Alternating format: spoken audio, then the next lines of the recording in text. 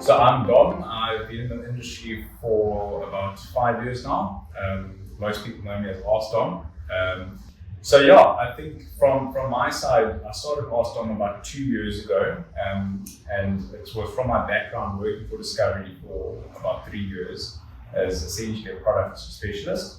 And I think a lot of the times where I found a bit of a gap is people don't know what they don't know in terms of the rewards on their products. So I think people live maybe 20 years in the past where they think insurance is you pay a debit order on a monthly basis for something that is a bit of a grudge purchase and that you hope you'll never use. So I think the insurance industry has changed, especially since I was born in my lifetime, where it's definitely got a lot more tangible and a lot of the rewards are very upfront. And a lot of millennials, especially that are my age, are wanting that instant gratification in a lot of their purchases. So I think it's become a lot more applicable, and social media specifically has fueled that, because in the information sort of revolution that we're living in, everyone can get information very quickly.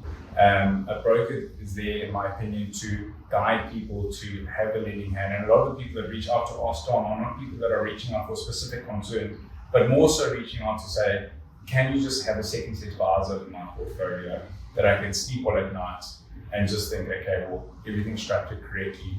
So millennials, I think, favor flexibility more at the moment. And like I said, they favor more so instant gratification. So millennials, in my opinion, don't like an idea where you are paying in X amount over a 20-year period and seeing nothing, no tangible benefits, at least within that 20-year period. So I think it's changed drastically, and I think that's where the success of Vitality has come from. The rewards are helping people to continuously look at their products. It's helping us as brokers continuously have a reason to touch base with our clients, to say to them, okay, listen, let's check this, let's do that. Where probably 10, 15, 20 years ago, brokers would provide a product, provide a service, and you'll never see that broker again. Until such a time that you unfortunately need the cover. So I think, millennials definitely favor a lot more flexibility and just favor someone that is constantly sort of checking in on them. I think the financial education is big for millennials. I think millennials haven't kept up with their financial literacy as fast as the financial sector has grown in South Africa. So the financial industry in South Africa is very mature, much more mature than even first world countries in the world. So I think the big thing for millennials is financial literacy, and the whole idea that you can get rich quick from investment and financial products is silly. But people don't fully conceptualize the value of compound interest, and they can't absolutely understand that. So I think these products are a nice way, and the rewards and the benefits associated with investment products are a nice way to touch base and continuously teach, especially millennials, on how they work. I do think that millennials are concerned more so about looking after their families and their young families now. I think it wasn't sort of front of mind for their parents, and I think they can see now the impact that it's had on them, and them financially supporting their parents with the deficit of their financial status. So I think more so they can see the practicalities of not having proper financial planning, and they are more focused on doing holistic financial planning on their young families going forward. Much more incentivized to look at offshore investing specifically, not even just offshore investing, but offshore risk assurance as well.